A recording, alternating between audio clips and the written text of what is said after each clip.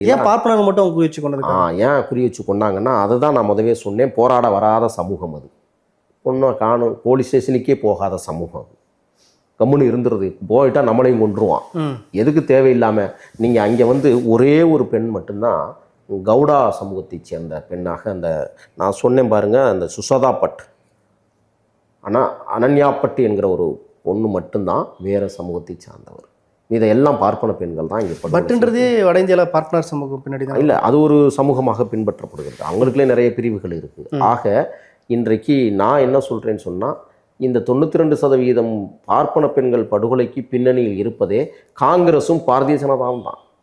3 பேர் சேர்ந்து ஒவ்வொரு நாளும் 3 பெண்களை கற்பழிக்க வாய்ப்பே கிடையாது, முடிப்பதற்கு வாய்ப்பே இல்லை. அங்கே ஒரு மிகப்பெரிய ஜம்பவத்தை நடத்தியிருக்கிறார்கள். நீங்களாம் கர்மசாலாவிற்கு நீங்கள் சென்றால் ஃப்ரீ கேஜிலிருந்து நீங்கள் என்ன பட்டய படிப்பு படித்து முடித்து வெளியில் வர வேண்டுமோ அத்தனை பல்கலைக்கழகங்களையும் அவர்கள் நடத்துகிறார்கள். அங்கே மிகப்பெரிய வணிக நிறுவனங்கள் இருக்கிறது. சொல்ல முடியாத அளவிற்கு அவர்கள் வசதி படைத்தவர்கள். அவர்களை பாதுகாப்பதற்கு இந்த நடுவண் அரசும் மாநில அரசும் கைகோர்த்து கொண்டு எதிரும் புதிருமாக இருப்பவர்கள் இன்றைக்கு அங்கே ஒரு மிகப்பெரிய நாடகத்தை அரங்கேற்றி கொண்டிருக்கிறார்கள். தனி அரசாங்கமே செயல்படுத்துகிறாங்க. தனி அரசாங்கம், யாரும் கேட்க முடியாது.